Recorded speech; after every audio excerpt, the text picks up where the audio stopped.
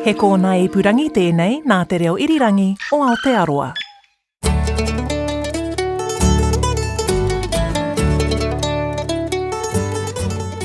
G'day, great to have your company for another episode of Country Life. I'm Duncan Smith. No mai whakarongo mai ki te ao tai whenua. Welcome to the program. Ko Justin Gregory aho. Today we dig down deep to find out more about the mighty kūmara. And later, we find out how a dairy farm training program's giving young people with special needs a boost up into the industry. But first, let's take a look at what's been happening on the rural news desk this week. It's been a record year for cherry growers, with exports hitting 5,000 tonnes for the first time, netting about $124 million. Dean Smith, Chief Executive of the industry body Summer Fruit New Zealand, says the previous volume record was slightly over 4,200 tonnes, set in the 2017-2018 season, and last year's growers produced 3,800 tonnes. We surpassed 5,000 tonnes for the first time in the industry's history, which is obviously quite a milestone. The most important market for New Zealand cherry exports is actually Taiwan, followed by mainland China. So both those markets obviously experience a surge of demand ahead of the Lunar New Year, which is obviously important for our industry. New Zealand cherry export volumes are now nearly 6 times the size recorded 20 years ago, while export values are nearly 12 times higher. Also hitting new records, New Zealand's beef export prices. Prices have lifted another 33 cents per kilogram in February, bringing them to a record $10.89 per kilo. Here's AgriHQ senior analyst Mel Crode. While some of that lift is underpinned by the strong manufacturing beef sales into the US, we did see improvements in the value of other cuts that were just as significant, if not more. Of course, though, there is a little bit of nervousness surrounding exports to the US, easing demand just while we wait on those agricultural tariff announcements. The world's first case of H5N1 bird flu has been found in a UK sheep. The single infected sheep has been humanely culled, and no further cases among the Yorkshire flock have been found. It is the first time the highly pathogenic variant has been found in sheep, though cases have previously been recorded in dairy cattle, pigs and birds. The strain has also been detected in wild bird populations in Antarctica. Over to dairy, and Synlait Milk has posted a modest first half profit of $4.8 million. It follows the previous year's $96.2 million loss, which included significant one-off losses. Acting Chief Executive Tim Carter says he's confident they're on the right track. Certainly for the 26 season, we have milk supply well under control. For the 27 season, look, we now have a majority of our milk not under cease, which is really, really encouraging. And for those that are still under cease, they were really looking for today's announcement to make sure that Synlait is getting itself back on track. Tim Carter says the mood among farmers is increasingly positive, with increased interest from new farmers keen to supply. Meanwhile, the lack of confidence flowing through Marlborough's wine industry is hitting property sales in the region. Marlborough grape grower Matt Forlong has had a 7.5 hectare Blenheim property on the market for a year now. He says wine sales took off during COVID, both in New Zealand and globally, and everyone thought that trend would continue. But it hasn't, and with barrels of wine still unsold from last harvest. People planted to try and meet this new demand, trying to grow bigger yield, and there's a delay from planting to reasonable production on the third year. Most people I'm talking to have reached their record crop or the vineyard. But as a grower, you're capped at a certain number of tonnes per hectare. As far as I'm aware, everybody is reaching their cap and will have grapes remaining on the vine post-harvest. And lastly, kiwi fruit exporter Zespri is claiming a world first in being the only fruit company that will shortly have all its products sold with home compostable labels. It's a challenge the industry's been grappling with for well over a decade. This year, the majority of fruit will have stickers that disappear after a year in the compost bin. Good news. The kiwi fruit marketer has also released its early season orchard gate returns guidance for the 2025-2026 season. While the values for green, sun gold, organics, green 14 and ruby red are behind the bumper tray returns of 2023-2024, forecasts per hectare are up. Here's Chief Executive Jason Tabrake. We've still got to sell the fruit, so a bit of work to be done, but opening forecasts look very positive. But at this stage, it's looking like we'll be able to lift on where we were last year. And where we're at the moment is across all of our markets, we've finished our 2024 season reasonably strongly. And that's the rural news for this week. This is Country Life on RNZ National 101 FM. Excitement is mounting for this year's kūmara harvest on a small plot of land on the outskirts of Rotorua. It's the home of Kai Rotorua, a volunteer-run food-growing collective set up about 8 years ago to get people enthused about growing their own kai, especially kūmara. This year there's something new afoot, as producer Sally Round discovered. I've come to Kai Rotorua, and here we are in a beautiful setting. It's very rolling hills, pretty green. Very green. It's the end of summer. I'll get you to introduce yourself. Ko te arawa tangata, ko te arawa waka, mai make tu ki tongariro, ko ngāti uenuku ko pako e tuatu nei. He iwi ko paki I te Rotorua nui a kahu, I kauria nei e hine moa ki moko ia, kia tu tānekai. Ko whakapaunga kau te maunga, he ruru whenua ki tōku marae o Ruamatā, no reira he mihi nāku kia koutou I tēnei rā, tēnā koutou, tēnā koutou, tēnā tātou katoa. My name is Te Rangi Kāheki Kiripātea. On my dad's side I am Te Arawa, and on my mum's side I'm Rongo Mai Wahine ke Kahungunu Whamahia. Te Rangi Kāheki is one of the founders of Kai Rotorua, which today is hosting a group of school children from Kaharoa School just up the road. They're here to help plant around the fruit trees and harvest pumpkins. But it's the kūmara still underground that I've come to find out more about. Te Rangi Kāheki's father was born on Mokoia Island in Lake Rotorua, a perfect place for kūmara growing all year round, with its all-day sun and volcanic soil. Back in that day, in their day, the water was pristine and was wonderful to use for growing kai on the island. But the most important thing is that it's thermal over there, and kūmara without heat just don't grow. Anything under 15 degrees and they die off.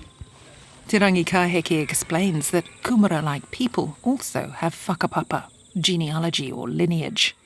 He'll tell us more about that later. But we're heading to a small building, newly built, about 3 metres square and 3 metres high, with a pitched roof. It's made of a new material called hempcrete, which they think will help overcome some of the challenges of storing kūmara. Back in the day, they even on Mokoia Island, they placed their kūmara in what they call rua pits, and that's all underground. And there are many challenges with the storage of kūmara, and that comes down to things like heat. It comes down to things like cooler temperatures, fluctuating temperatures, insects, all sorts of things can break that cycle. So it requires a facility that provides for all of those challenges around the storage of kūmara. It's got kind of a pleasant smell too. Can I smell the hemp? I was only in there for 5 minutes and I had to drive. Oh, goodness. Making me feel heady. It's like straw that's all been glued together with lime? With lime, yes. Yeah, my understanding of it is that when you strip the inside of the hemp stalk, you pull all that out and then you put it through what they call a decorticator. And that machine breaks it all up, and it breaks it down into this here, all these fine fibres that we've got there, pretty strong fibres too.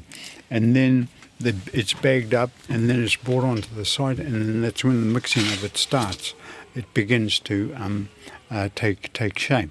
How do they pack it down? What sort of tools do they use? Oh, just a couple of ramming rods, And then get up on a ladder and go higher and higher and keep packing it down. Yeah, and keep packing it down.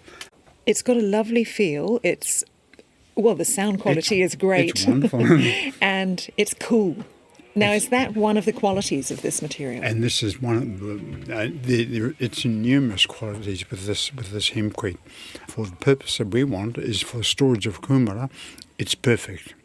And before we built this, we had a large number of discussions, and probably took us a year to really come to terms with, hey, we think that we can try this, and we think we'll go and get some funding to do that. How much did it cost to build this small space? Around about $6,000-7,000. Now, this is going to be unusual in that the kūmara is going to be stored above ground. Yes. There's a number of options. You can harvest it and then leave it out in the sun for 5 days to what they call harden off. And that allows your sugars to start to settle. And once that process has gone through, which is about 3 to 5 days, you can then wrap it in newspaper, and that's a sort of an insulation. And you can place that in a dark place in your whare, as long as it's nice and still, temperature's got an evil level. My mother used to put it under her bed. And then, of course, there was the burying of them, the placement of them inside of the rua kūmara. Today, we've taken into account all the dampness and all the heat and all the fluctuation, and we think that this will keep that level temperature, the evenness will come about. Here in the hempcrete whare, once shelving's installed, the kūmara will be laid out, so it's easy to see if any are going off.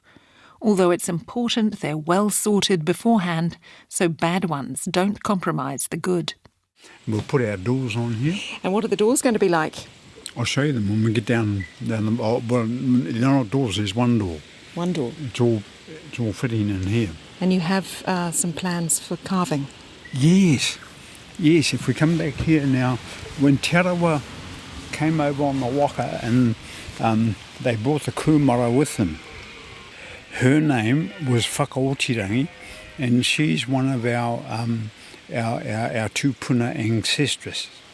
And Whakaotirangi was tasked with the safe passage of the kūmara seedling to Aotearoa. And so whenever an event like that occurs in Te Ao Māori, there's always generally a whakatauki that goes with it, or it's a proverbial way of addressing it all.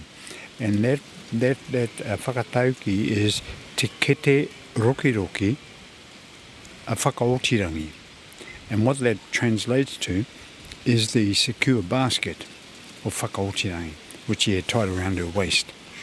And she had all the seedlings in that.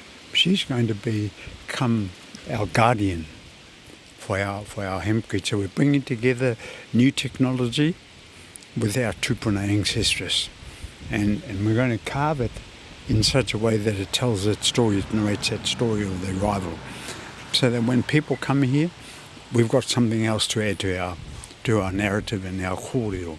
And I think that's a fantastic piece for people, especially when we get other iwi come in and they just want to come over for a nuki, for a nosy, And they look at them, oh gee, this is a bit different, That's what makes them stand off a little bit. They go, oh, great.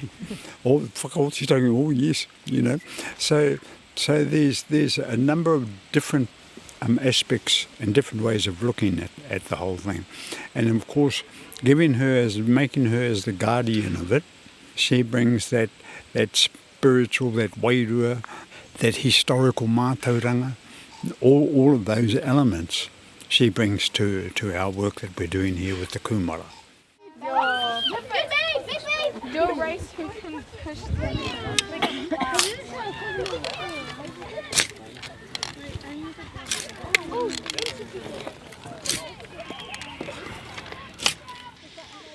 See, kūmara is, I guess it's such a forgotten kai, and yet it's probably the most important kai on our food chain, and particularly for Māori. Sally, you can't connect a Māori to a carrot. They hear the kōrero and they go, oh, boring. What do I want to plant a blooming carrot for? The minute you start talking about the kūmara, everybody in the room sits up and listens.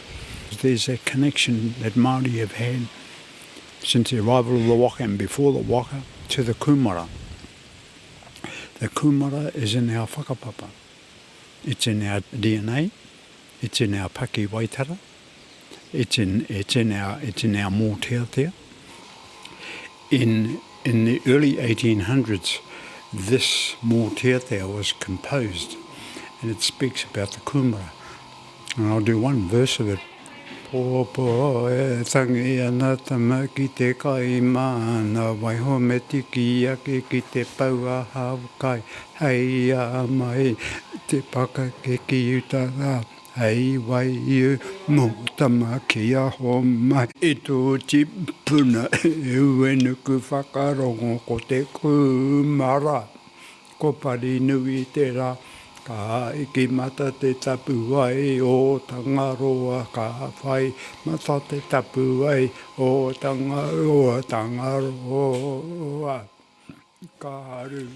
It was what we call an ori-ori, a mechanism to help babies to sleep, but also to remember the whakapapa, so they continually sang that to their pipi. I have to say, there are 11 verses to that. And if I did the whole thing, I'd probably put you to sleep too.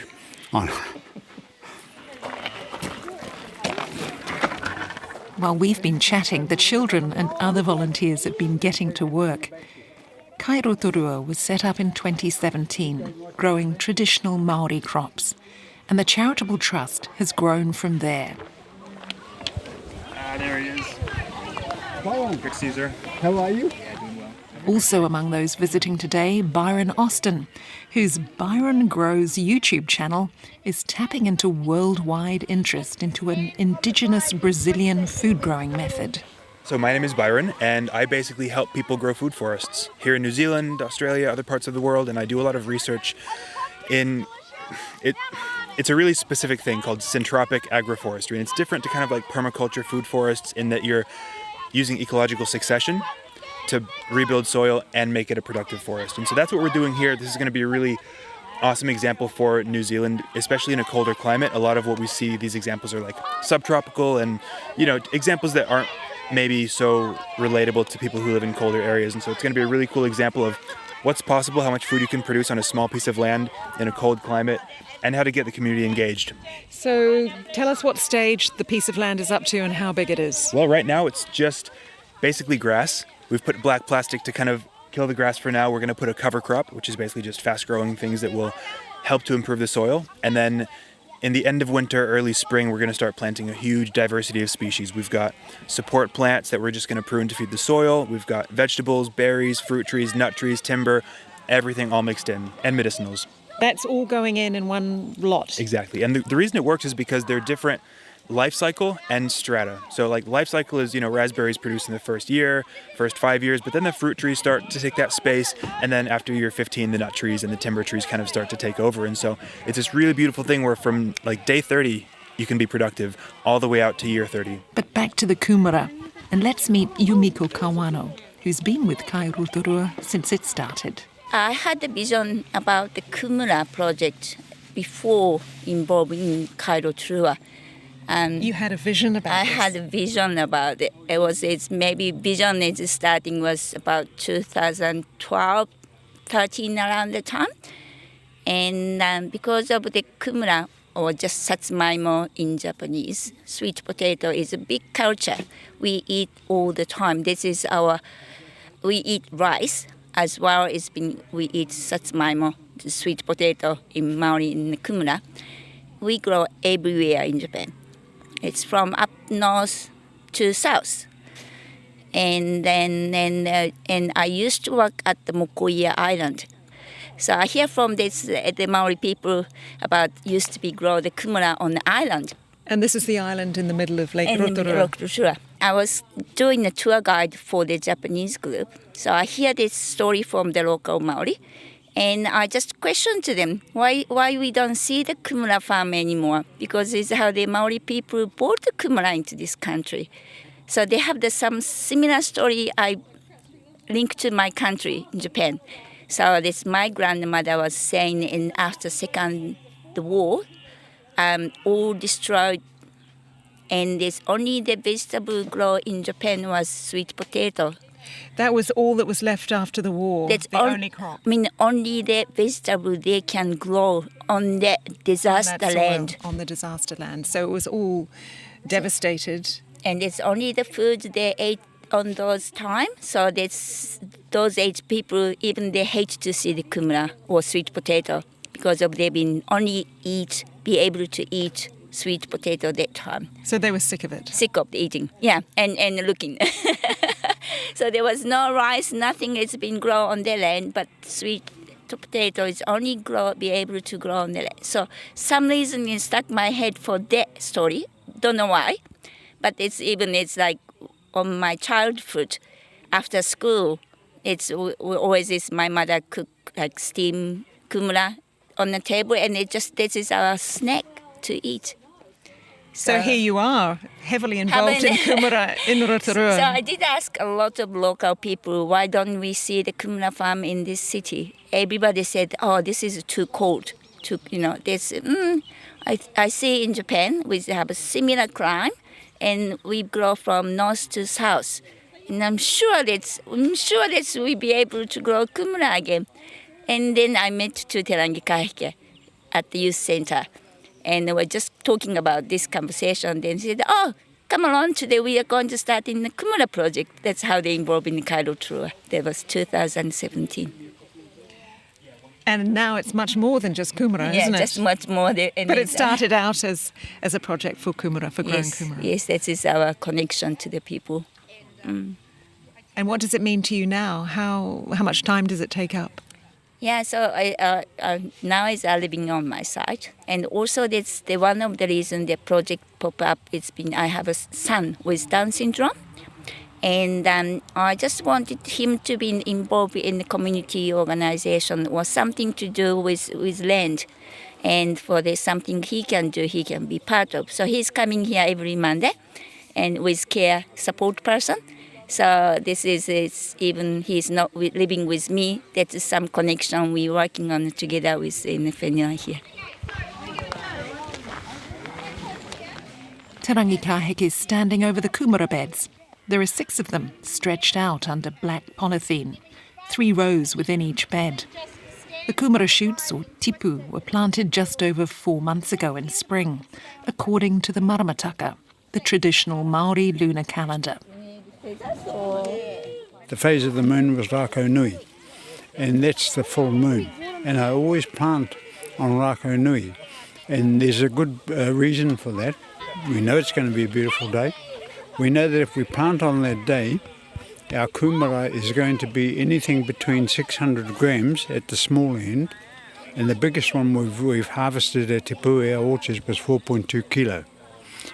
Huge. Wow. And the reason for that is that when it comes time to harvest and we've got all our kids in the scraping all the soil away and the kūmara starts to reveal itself to them, all you get up and down those rows where the kids are is, wow, look at this. And you want that because that image of that kūmara becomes indelibly etched in their minds and they will have that connection to that kūmara. In the rows where the adults are harvesting, it's a different language. Oh, far out, look at this. And I've had, kids come back to me and say, oh, I went home and told my kuia last night, I know how to plant kūmara fire. And she goes, and I said, what'd your grandmother say? Don't you tell me how to plant kūmara, I know how to plant kūmara, So that's really good because there's conversations that go on, eh? Should we bend down here and have a look see what stage they're up to? No. No? I don't do that until a week before we're ready to harvest. And we're harvesting again on Rako Nui, and I don't disturb them before then. If you had been here a couple of weeks ago, these were really green. These are the shoots and the leaves above. Yeah, that's where it is in there. Oh, yeah. And just having a look through the plastic. So the plastic keeps it nice and warm and mulched. Yes. And when we go to harvest, we know that it'll still be warm, and there'll be a little bit of moisture there. How has this season been? I mean, have you had dry weather here? We've had very dry weather, and I think that this crop here is going to be quite challenging.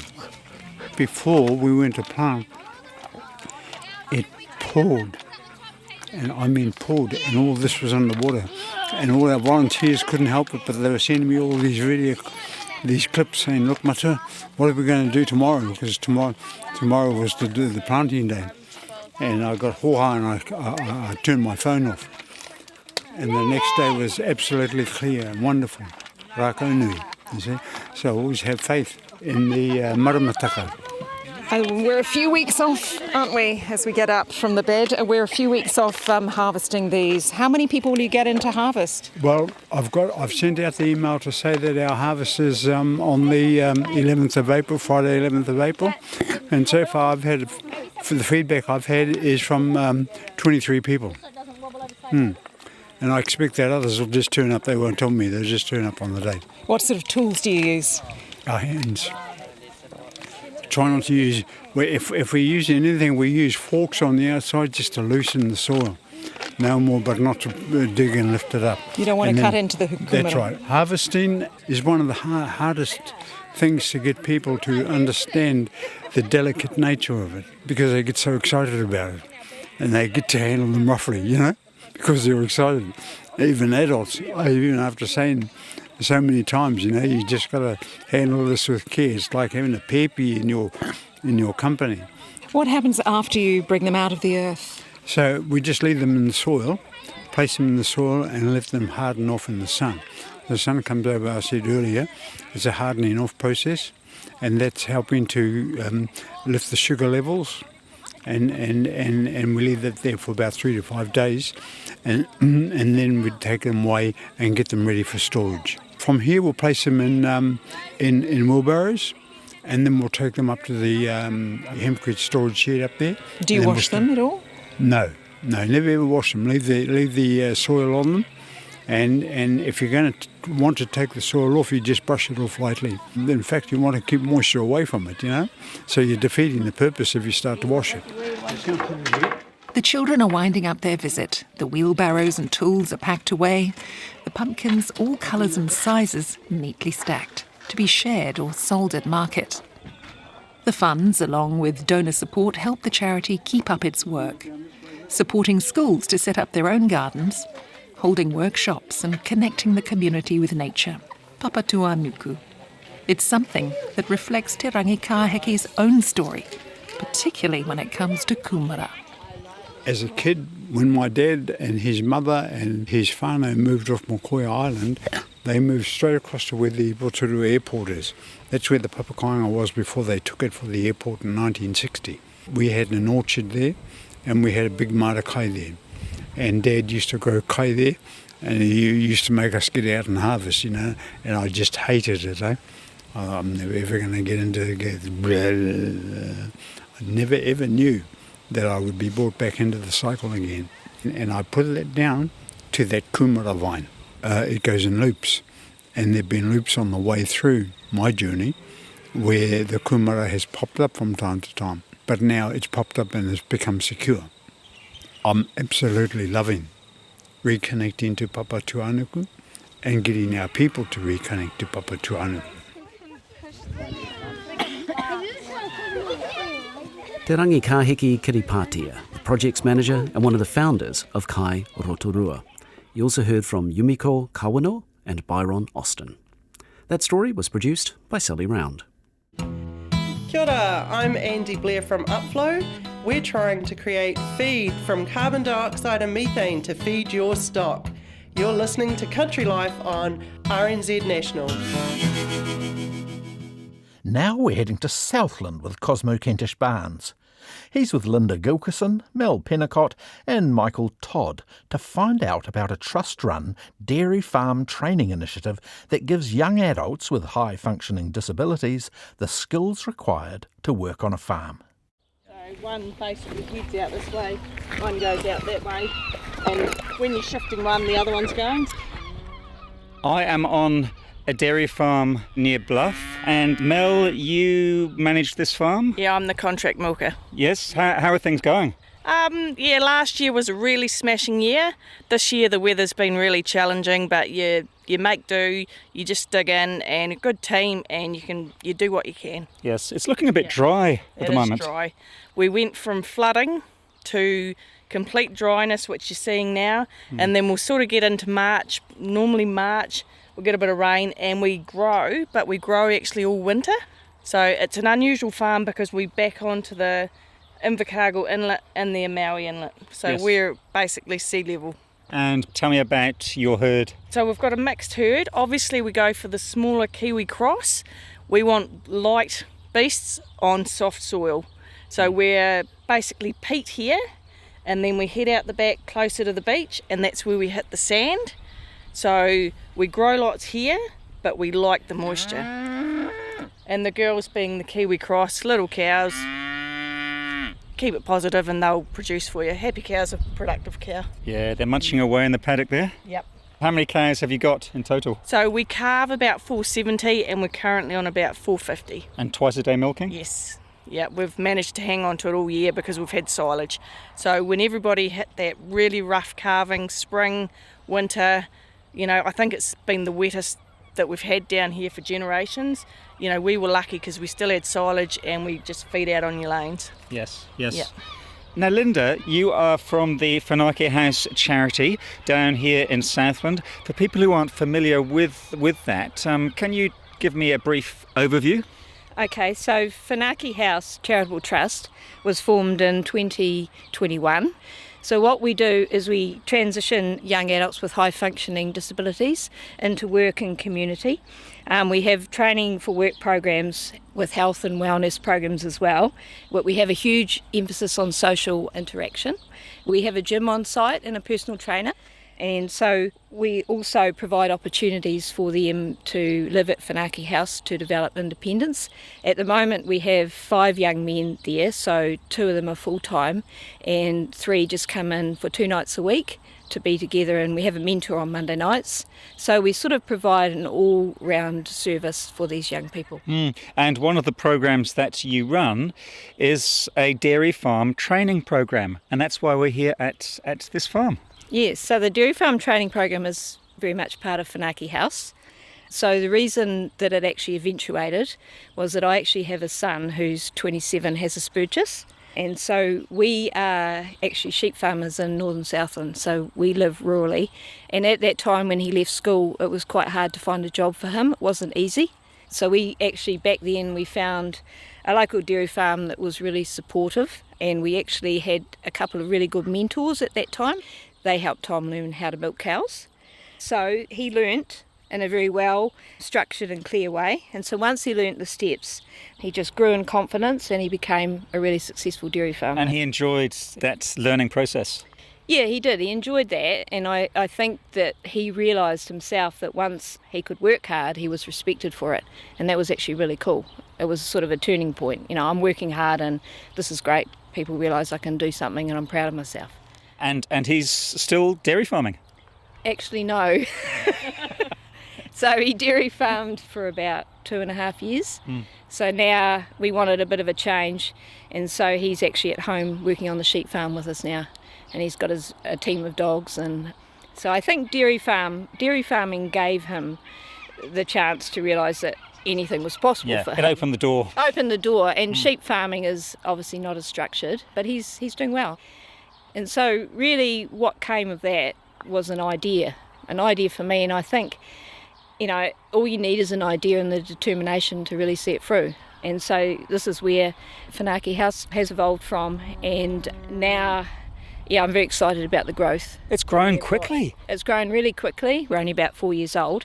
We've got a really good team of staff aboard, and we've got really good goals ahead of what we want to achieve, and I can just foresee it getting bigger as we go along. I guess this must cost a fair amount of money. Where does the funding come from? Well, there's never ever enough funding.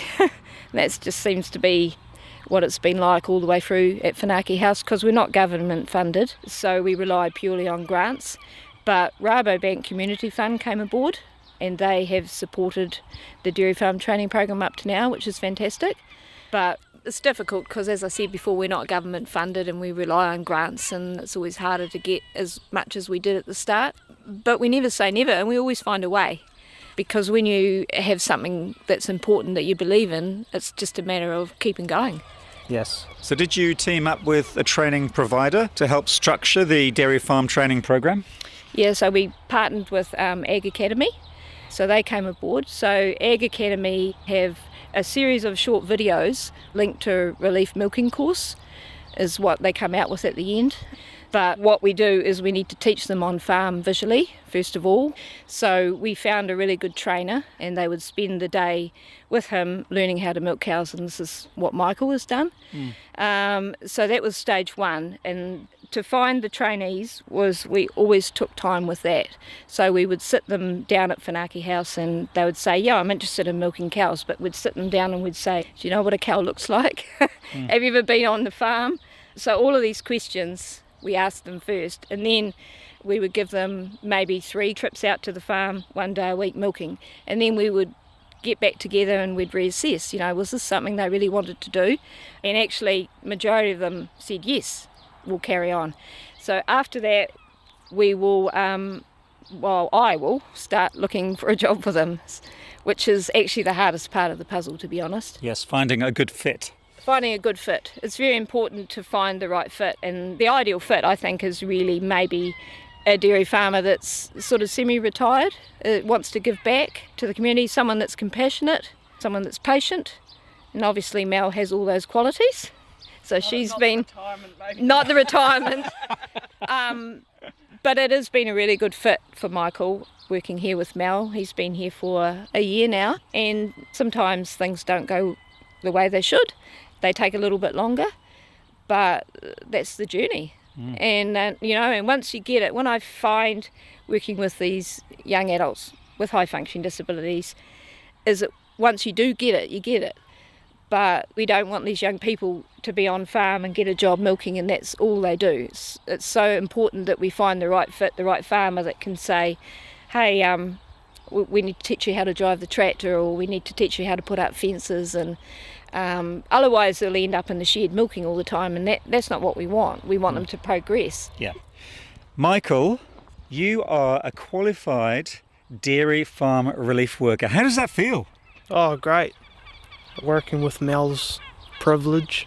Yes. And I've just been enjoying it, like being with the cows, being in the shed. What sort of things have you learned? Carving, because I've never done it before. It's one thing. And getting over those, like putting reels up. Milking? Yep. And do you have a favourite cow? One that you give special attention to in the milking shed? There's actually a few of them. One of their names is Snowy. Yeah, Snowy. She actually looks like a Hereford with a Frisian body. Yep, she loves her ears being scratched. 500? 500, yep. They've got a pecking order to come through the shed, and of course all the pets, they come up and they know it's either me or Michael at the back, and they'll come up and they'll just sit there and they wait. They block your entrance to get in the shed, they'll block it until you've given them a good scratch. In the ears, on the butt. Yep. When you first found out about this program, did you put your hand up straight away, or did you have to think about it first? Oh, I had to think about it. And then, I just decided to go with it because I thought it would be a good opportunity for me. I'm just trying to think, how many trainings did we do out in the farm in Northern Southland? How many times did you go out there? I think it was 16. 16 in total? Yep. Yeah. So you started on that training farm just to see if you liked it, and then you started working with Mel. Yeah. So where are you living now? Just about 10 minutes from here. So your mum's house is in there, but during the week when you're working, there's actually a hut on farm where he learns to become independent and look after himself, and time management, time efficiency, basic living skills. Does Mel come and bash on the door to wake you up? He's never slept in. No. He has never ever slept in. So you're up first thing every morning? Yeah. I don't even need an alarm. Normally get up, do the first milking, and then get that through, have a breakfast, which is normally about half an hour, and then it's come out, collect the new calves, feed all the stock that's on farm, the different mobs, and then normally if we can we fit in about a 2-hour lunch break, and then you come out for your afternoon milk. But Michael's skill too is he has strength and nothing is a challenge. Like if it's raining, if it's snowing, if it's windy, and you give him a job, he'll go out and he'll be taking tyres off the stack, anything. This has been a real change in your whole lifestyle, this, isn't it, Michael? Yeah. And I love, that's what I love about this, is seeing the success. Yes. And where we've come from and where you are now, you know, it's really, really exciting. And Mel, what's it been like for you working with Michael? Why did you link up with the program in the first place? I often like to think of myself as this may be the wrong way to say it, but I bat for the underdog. Everybody deserves a chance, and everybody's on a different wavelength. You've just got to have the patience, the skill to spend time and work out the different wavelength to get the best from everybody. Everybody can shine. Like this season, it's been so challenging, the weather. It's probably not the best year for Michael to arrive, but we've made good of it. You know, he's never once said no. We were driving in paddocks on a motorbike and you would just sink. Oh yeah, getting the calves in the mud and that wind. We did call them boots. Why's that? He hadn't worked out the skill that when the mud's halfway up your boot, you actually roll your foot forward. And we were just sitting there. You lost your boot? Several times he was losing his boot. So for a while there we were calling him boots, and I would just crack up laughing and roll that foot. Come on, boots. That you learn, like I say, mud. We've had mud go over the boots this year. It's just a skill. Yeah. Did you have to follow some sort of training structure with Michael? Not really. So winter was a golden time because you haven't got the pressure of calving, you haven't got a herd of 450 cows that need your attention. So that's when you can focus on your fencing, your basic animal health, picking up little things like the fencing, moving stock, working out their feed allowance and stuff like that. That was good, and you've got to be patient. And talking about patience, Linda, this is not a training program that you rush young adults through. It takes time and a lot of work. It does take time. And how long is a piece of string? See, initially Michael just said that he did 16 times he went out there in the farm in Northern Southland. But we had another young man that went 3 times. And then my trainer said, he's ready for a job. I thought, oh, okay. So it just depends on how they are and how they learn. But it's about taking time, it's about looking for different ways to achieve where you want to get to, and just being determined that it will actually work. So how many people have gained their certificate? Michael is actually the only one so far. We've got another one training at the moment, and before Ag Academy came along and partnered with us, we trained 2 more trainees without the certificate. So it's just a work in progress. What was it like getting your certificate? Yeah, I felt very proud. Felt like it was like a change for my life, and getting away from, I guess, the stuff that goes on at home, and pushing myself forward. Did you have a difficult childhood? Ooh. Yeah. It's very hard to talk about that. You're doing well though. We've come a long way. There's been a lot of conversations, and I'm actually really proud of Michael because, the stuff that comes out, it doesn't come out of a lot of people. And the stuff he's, shared with me, which, you take no further, but it's great to be able to communicate it and get it off your shoulders. Better out than in. Yep. And if working like this, Michael might not have chosen to be a dairy farmer, and he might be uncertain, but the little steps he's taking, being able to talk about his life, being able to talk about his home, the challenges, it's all progress in the right direction. And there's no time limit. There's no time frame on this. Baby steps. Yes. Is all you need for basic success. Yeah. What an amazing journey, Michael.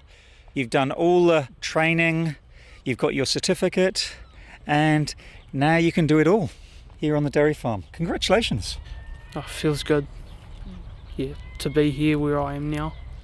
When Michael got his Ag Academy certificate, we caught up at Whanake House. We got a Southland Times reporter to come along. Michael arrived, he was dressed in a suit, and I don't think the smile left his face. He was just so proud of himself, and we were proud for him. And we had a Rabobank Community Fund representative there, Ag Academy representative Lizanne, and his mum and his sister was there, and us, and we did an article for Southland Times, because I thought it was a story that needed to be told.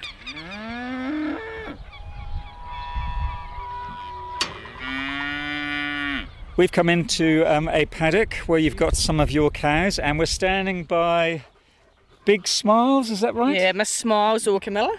When one of the young people come in, and of course they had the can of spray tail paint, and they put a big smile on her. So they've called her Miss Smiles, but her actual name from the years before is Camilla. Okay. And I'll let you guys work on that one. Yes, yes. There's only one Camilla I know. Yes. And when she calves, her calves actually come out, because of her size, they come out half weaned. They're ginormous. She's a very big cow. Yeah. How old is she now? Or she'll be 9, 10. Yeah. And you've got a cow in the next door paddock who's 18. Yeah, she is 18. I actually bought her off a farm I was working on. It was when the payout fell and the freezing works were overloaded. And I actually bought 7 cows for $300 each. And I thought, no, I've worked hard in this industry. If people want me to work there, they will let me have a few pets. Mm-hmm. And of course, I've just kept these in my last 2.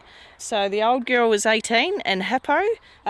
They retire gracefully. They have reared so many calves for me, which I sell to the farm owner. So no milking for them? Yeah, no milking. And Mel, what does the future hold for you? My contract's up here, so if it's another farm, it's another farm. Anything, yep, as long as it's with animals. If we found a Whanake farm, that would be ultimate. That would be paradise. Yep. Would be. If you could find $2 million somehow? Yeah, students could live on farm, close to town. That would be ultimate. You know, quiet herd. That's all you need is a quiet herd. Progress them right from where to go. What you've done and being part of this, though, it's just so. I hope. Well, I've seen how you've found it so rewarding. Yeah. And the change that's occurred with Michael and how he's progressed, and it's quite exciting. And Linda, because of the experience you had with your son, how important was it to share your learnings with other people? I think it's very, very important, because if you don't share what you've learnt during your life and you've been through an experience, then if you don't share it, it will be lost. And it's important to share it to other people so they can learn from it and gain from it. It sounds like it's a wonderful service for those young adults who need a helping hand, and good luck with your future plans. Yes, thank you. We always knew that we had to bridge the gap for these young adults, the ones that probably are a lot more disabled. They tend to get picked up by the services that are already available, and this is where we realised there was a gap. And so the ones that are high functioning, after they're finished at school, it's kind of like the parents have taken them through school, and it's not been easy for them all the way through, and it's like, you're an adult now, I've got you there and I'm tired, and what do I do now, and how do I find you a job? Well, that's where we come in. And we're hoping that this podcast finds more. We're hoping that there's parents out there that have a son or a daughter that's just sitting at home who's 18 plus, not knowing where to go or what to do. That would be really good, because I think there's a lot more out there, we just haven't found them yet, and that's super important for us. We want to help as many as we can. Linda Gilkison there, from the Whanake House Charitable Trust in Invercargill. Cosmo was also talking to contract milker and mentor Mel Pennicott and Dairy Farm Training Program graduate Michael Todd. And that's this week's Country Life. Thanks for joining us. You can find photos and more information about the stories in this episode in our show notes. We love getting your feedback and ideas for future stories. You can reach us at country@rnz.co.nz. We'd hate for you to miss an episode of Country Life, so if you want to get every episode free to your phone, click and follow on your app now. And if you enjoyed our show, give us a shout out on social media or tell a friend by clicking the share button in this app. Out in the field today were Cosmo Kentish Barnes and Sally Round. The show was produced and engineered by David Knowles and Mark Chesterman. Ka kite. Catch you next time.